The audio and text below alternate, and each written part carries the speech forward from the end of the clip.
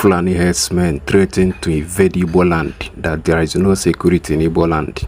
According to what they said, that they have conquered southwest, that they have acquired enough weapon to invade Igbo land, that nothing can happen, that we don't have security in our land. Just watch the video.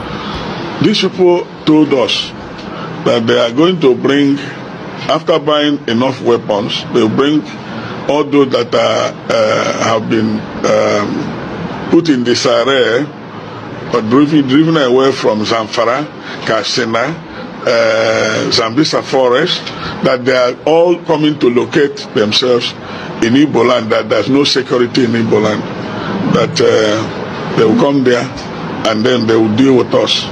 And that the dumb man was just flippant. Maybe he took something. He said, do you know Ibadan? Lagos Expressway? We are in all the bush there. We're everywhere there. We're also in the south.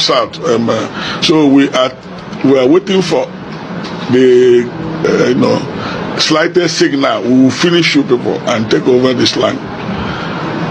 So they claim that Nigeria belongs to Fulani. They said that is why we are afraid of, I've been talking about this open grazing and this roga. Yeah. They have a plan. They have a plan. And I accuse the soldiers who are not non-Christians. Some of them are Fulani. They are part of it. Because they are shooting this man. When our people wanted to comb the bush, the soldiers said, if you move a step, we'll finish you. Don't go there. So they know where the boys are, they know the location, and what they do is in the daytime they use their cow to confuse people. Then after some time the cows will go to rest and they take their gun and do the operation of kidnapping. Government should act decisively. They should act decisively, otherwise what is happening in the northern part of the country will be a child's play to what will happen here.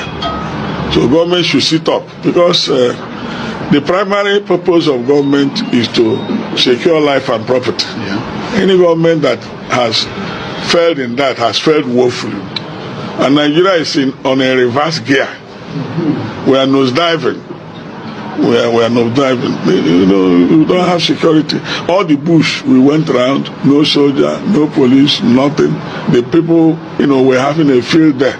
And where they released us was, if they kidnap people along the Sukwato, they will parade them round, and there, when they pay ransom.